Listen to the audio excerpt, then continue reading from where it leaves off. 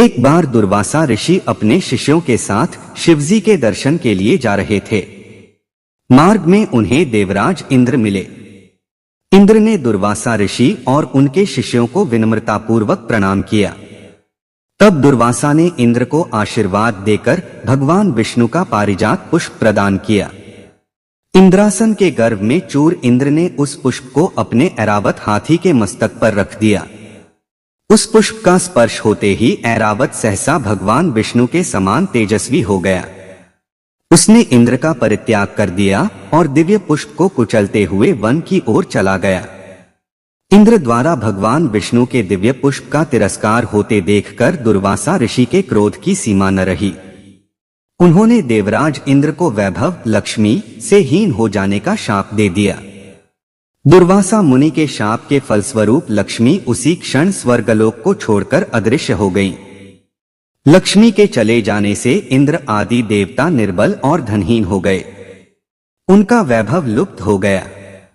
इंद्र को बलहीन जानकर दैत्यों ने स्वर्ग पर आक्रमण कर दिया और देवगण को पराजित करके स्वर्ग के राज्य पर अपना परचम फहरा दिया।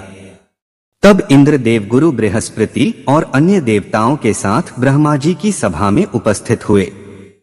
तब ब्रह्मा जी बोले, देवेंद्र, भगवान विष्णु के भोगरूपी फूल का अपमान करने के कारण रुष्ट होकर भगवती लक्ष्मी तुम्हारे पास से चली गई हैं। उन्हें पुनः प्रसन्न करने के लिए तुम भगवान नारायण की कृपा दृष्टि प्राप्त करो। उनके आशीर्वाद से तुम्हें खोया वैभव पुनः मिल जाएगा।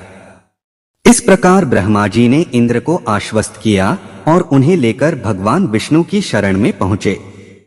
वहां भगवान विष्णु भगवती लक्ष्मी के साथ विराजमान थे। देवगण भगवान विष्णु की स्तुति करते हुए बोले, भगवन, आपके चरणों में हमारा बारंबार प्रणाम। भगवन, हम सब जिस उद्देश्य से आपकी शरण में आए हैं, कृपा करके आप उसे पूरा कीजिए। दुर्वासा ऋषि के शाप के कारण माता लक्ष्मी हमसे रूठ गई हैं और दैत्यों ने हमें पराजित कर स्वर्ग पर अधिकार कर लिया है। अब हम आपकी शरण में हैं, हमारी रक्षा कीजिए। भगवान विष्णु त्रिकालदर्शी थे। वे पल भर में ही देवताओं के मन की बात जान गए। तब वे देवगण से अपने वैभव लौटाने के लिए दानवों से दोस्ती कर उनके साथ मिलकर समुद्र मंथन करने को बोले। उन्होंने समुद्र की गहराइयों में छिपे अमृत के कलश और मणि रत्नों के बारे में बताया कि उसे पाने से वे सभी फिर से वैभवशाली हो जाएंगे।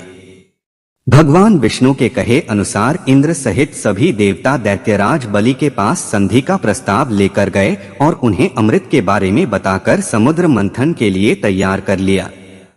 समुद्र मंथन के लिए समुद्र में मंदराचल को स्थापित कर वासुकी नाग को रस्सी बनाया गया। तत्पश्चात दोनों पक्ष अमृत प्राप्ति के लिए समुद्र मंथन करने लगे। सहसा तभी समुद्र में से कालकूट नामक भयंकर विष निकला। उस विष की अग्नि से 10 दिशाएं जलने लगीं। समस्त प्राणियों में हाहाकार मच गया। देवताओं और दैत्यों सहित ऋषि, मुनि, मनुष्य, गंधर्व और यक्ष आदि उस विष की गर्मी से जलने लगे। देवताओं की प्रार्थना पर भगवान शिव विषपान के लिए तैयार हो गए। उन्होंने भयंकर विष को हथेलियों में भरा और भगवान विष्णु का स्मरण कर उसे पी गए।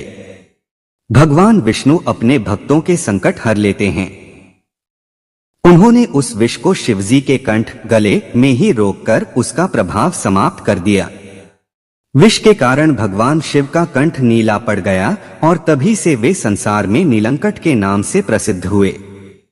जिस समय भगवान शिव विषपान कर रहे थे, उस समय विष की कुछ बूंदें नीचे गिर गईं, जिन्हें बिच्छू, सांप आदि जीवों और कुछ वनस्पतियों ने ग्रहण कर लिया। इसी विष के कारण वे विषैले हो गए। विष का प्रभाव समाप्त होने पर सभी देवगण भगवान शिव की जय जयकार करने लगे। हलाहल के बाद समुद्र से कामधेनु गाय प्रकट हुई। वह यज्ञहवन आदि सामग्री उत्पन्न करने वाली थी, अतः उसे ऋषिमुनियों ने ग्रहण किया। उसके बाद उच्चैःश्रवा नामक 7 मुखों वाला एक अश्व निकला। वह चंद्रमा के समान श्वेत वर्ण का था। उसकी सुंदरता से प्रभावित होकर उसे दैत्यराज बलि ने ग्रहण कर लिया। समुद्र से श्वेत वर्ण का ऐरावत निकला। उसे अपना वाहन बनाने के लिए इंद्र ने ग्रहण कर लिया। इसके बाद कौस्तुभ नामक मणि प्रकट हुई। उसे श्री विष्णु ने धारण किया। समुद्र मंथन से कल्पवृक्ष तथा अनेक सुंदर अप्सराएं भी प्रकट हुई।